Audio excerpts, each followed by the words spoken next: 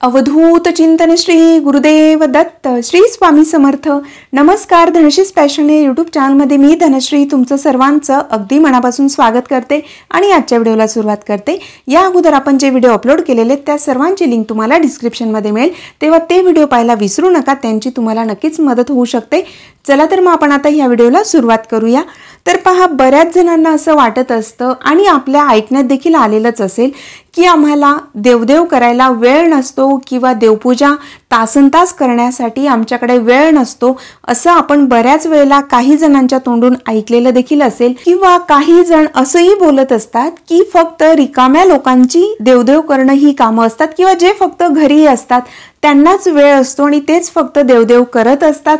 तर लक्षात घ्या, देवपूजा करणं, आस्तिक असणं आणि देवाविषयी प्रेम असणं ही खूप महत्त्वाची गोष्ट असते आणि ती गोष्ट उपजतच असावी लागते। पण जास्तीत जास्त लोक आस्तिक असतात, पण काही बोटावर मोजण्या इतकेच लोक असतात की ते अतिशय नास्तिक असतात। तरी देखील ते देखील कधीतरी जेव्हा वेळ येत असते, कारण वेळ कोणावर कशी येईल हे आपण सांगू शकत नाही, त्या वेळेला देवाची आठवण त्या व्यक्तींना देखील नक्कीच होत असते। पण लक्षात घ्या, जेव्हा तुम्हाला अशा व्यक्ती भेटतील किंवा ते अशा पद्धतीचं तुम्हाला सांगतील की आमच्याकडे वेळच नसतो किंवा तुम्ही घरी असतात किंवा तुम्ही फक्त तेवढंच तुम्हाला काम आहे म्हणून तुम्ही करू शकता, तर त्यांना तुम्ही काय सांगायचं आहे तेच आपण या व्हिडिओमध्ये जाणून घेणार आहोत। तर पहा, काही जण खूप जास्त बिझी असतात आणि त्यांच्याकडे वेळ नसेल, मान्य आहे, पण तरी देखील जो वेळ आहे त्यातून आपण आपल्या परमेश्वरासाठी वेळ नक्कीच काढू शकतो। ठीक आहे की तुम्ही देवांसमोर बसून तासनतास देवपूजा नाही करू शकत किंवा कुठलं स्तोत्र पठण करू नाही शकत, एका जागी बसून जर तुम्ही करू शकत नसतील तरी देखील हरकत नाही, कारण आपलं जे कर्म आहे ते देखील एक पूजा आहे। कर्म देखील आपण, कारण काही जणांचं असं असतं की ते देवपूजा करून परमेश्वराप्रती जे काही प्रेम असतं, जो काही भाव असतो तो व्यक्त करत असतात, पण काही जण त्यांच्या कर्मातून देव पाहत असतात। तसंही तुम्ही करू शकतात आणि जे काही आपलं कर्तव्य आहे, कर्म आहे, ते तर करणं भागच आहे।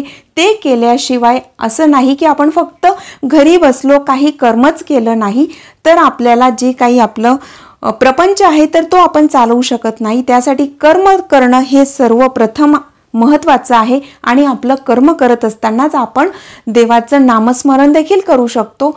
पण एक लक्षात घ्या, जे खूप बिझी असतात, जॉब करत असतात, तर त्यांनी इतरांना देखील असं कधीही सांगू नये की तुम्ही रिकामे असतात म्हणून तुम्ही देवपूजा करू शकतात किंवा तुमच्याकडे वेळ असतो म्हणून तुम्ही तासनतास देवासमोर बसू शकतात। असं नाही की ते रिकामे असतात म्हणून ते देवपूजा करत असतात, फक्त त्यामागची त्यांची वृत्ती कशी आहे किंवा त्यांचा भाव कसा आहे हे महत्त्वाचं आहे। कारण जर आपल्याला देवाची आवड असेल तर आपण काहीही झालं तरी देवासाठी वेळ काढू शकतो। असं म्हटलं जातं की आवड असेल तर सवड नक्कीच मिळत असते, म्हणजेच ज्या गोष्टीची आपल्याला आवड असते त्यासाठी आपण वेळ काढतच असतो। कितीही बिझी असलो तरीही आपल्याला वेळ मिळतो, तो आपण काढण्याचा प्रयत्न करत असतो। तसंच देवाच्या बाबतीत देखील आहे, प्रत्येक जण बिझी असतं, प्रत्येकाला त्याचे कामं असतात, कोण काय काम करत असतं तर कोण कशा तरी काही ना काही कामामध्ये प्रत्येक जण व्यस्त असतं। पण जर आपला देवाविषयी प्रेम असेल तर आपण त्याच्यासाठी वेळ हा काढतच असतो। कारण माझ्या स्वतः मी असे बरीच उदाहरणं पाहिलेली आहेत की असे बरेच जण आहेत, त्यात फक्त पुरुषच नव्हे तर महिला देखील खूप जास्त बिझी असतात आणि त्या अतिशय चांगल्या उच्च पदावर असून देखील त्या खूप जास्त प्रमाणात त्यांची भक्ती आहे, अध्यात्मात देखील त्यांची खूप चांगली प्रगती आहे। त्या व्यक्तींना भेटल्यानंतर आपल्याला ते वाटतं की अरे, यांना किती ज्ञान आहे। म्हणून सांगते की फक्त घरी असणारे लोकच देवपूजा करतात किंवा देवदेव करत असतात असं मुळीच नाही।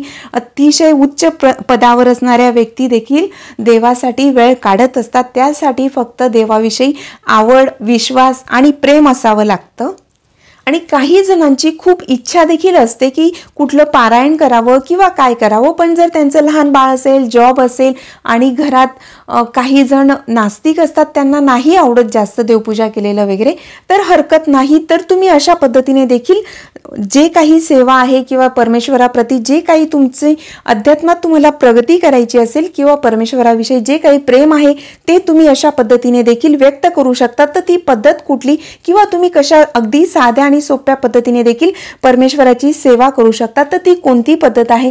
ते सर्वात सोपं असं साधन म्हणजेच जप। तर पहा, परमेश्वराने त्यांची जी काही शक्ती आहे तर ती त्यांच्या नामात ठेवलेली आहे आणि म्हणूनच म्हटलं जातं की राम से बडा है राम का नाम। तर पहा, प्रत्येक परमेश्वराने जे काही कोणत्याही तुमचं जे काही आराध्य दैवत असेल त्याची तुम्ही सेवा करत असतील तरी देखील हरकत नाही। तर प्रत्येक म्हणजे परमेश्वराची जी काही शक्ती आहे ती सर्व शक्ती नामामध्ये सामावलेली असते, म्हणून आपण जप करायचा आहे। तर जप हा तुम्ही केव्हाही कधीही आणि कुठेही करू शकतात। सर्वात महत्त्वाचं की जप करण्यासाठी तुम्हाला एका जागी बसण्याची आवश्यकता नाही। जर तुम्ही काम करत असतील, मग ते तुम्ही घरातली कामं असतील किंवा जर तुम्ही काही व्यवसाय असेल किंवा तुम्ही जॉब करत असतील, कंपनीत असतील किंवा जे काही तुमचं कर्म असेल किंवा जो काही तुमचं काम असेल ते करत असताना देखील तुम्ही नामस्मरण करू शकतात। आणि नामस्मरणासारखी अतिशय सोपी पण खूप जास्त प्रभावी अशी सेवा कुठलीच नाही असं माझं वैयक्तिक मत आहे। कारण जप करणं हे खूप सोपं आहे आणि तेवढंच प्रभावी देखील आहे। कारण आपण जेव्हा जप करत असतो म्हणजे आपण परमेश्वराचं नामस्मरण करत असतो, तर त्या परमेश्वराची आपण आठवण काढत असतो। तर ते आपण झोपताना, आपलं काम करताना, त्याचबरोबर जेवताना जर आपण नामस्मरण केलं, तीही एक साधी आणि खूप चांगली अशी सेवा आहे। तुम्ही अशा पद्धतीने देखील सेवा करू शकतात। आणि विशेष म्हणजे ज्या वेळेला आपण जपमाळ घेऊन नामस्मरण करत असतो तेव्हा आपल्याला माहीत असतं की आपण 5 माळ जप केला की 11 माळ जप केला की 21 माळ जप केला हे आपल्याला माहीत असतं। आणि एक लक्षात घ्या, तसं तुम्ही करत असतील तरी देखील अतिउत्तम आहे। तशा पद्धतीनेही तुम्ही सेवा करू शकतात। पण त्यावेळेला आपल्या मनात कुठेतरी असतं की मी आज 21 माळ जप केला, मी आज 11 माळ जप केला, त्या ठिकाणी मी हा येत असतो आणि म्हणून आपल्याला कुठेतरी वाटत असतं की आपण आज इतका माळ जप केला। हा देखील एक गर्व आहे किंवा एक अहंकार आहे किंवा आपल्याला म्हणजे अनावधानाने तरी आपल्या मनात येत असतं की मी हे येत असतं। म्हणून जेव्हा आपण फक्त नामस्मरण करत असतो ते अगिनत असतं, त्याला मोजमाप नसतं। आणि म्हणून ती सेवा देखील खूप चांगली अशी सेवा आहे की ती तुम्ही तुमचं काम करत असताना तुम्ही नक्कीच करू शकतात। आणि ज्या वेळेला आपण मानसिक जप करण्याची सवय लावून घेतो तर त्यावेळेला आपली खूप चांगली आणि अतिशय उच्च कोटीची सेवा आपल्याकडून महाराज करून घेत असतात। पण त्यासाठी आपल्या मनाची तयारी असायला हवी, आपली स्वतःची तयारी असणं देखील खूप महत्त्वाचं आहे।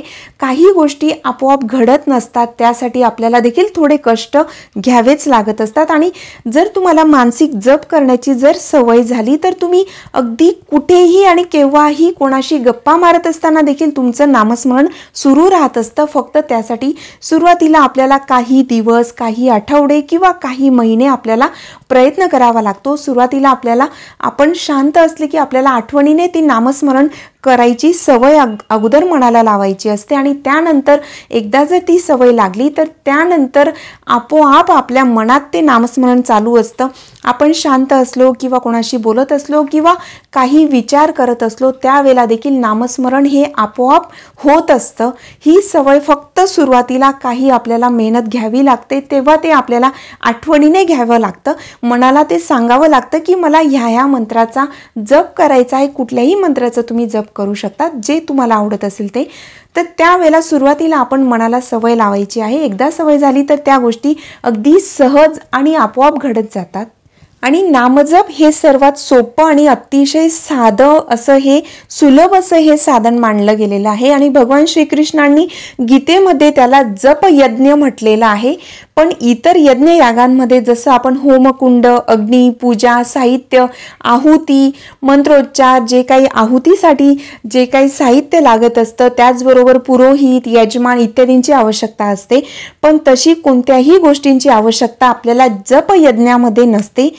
जप हा अतिशय मनापासून केला जात असतो आणि इतर यज्ञांसाठी बऱ्याच माणसांची आणि संपत्तीची देखील आवश्यकता असते।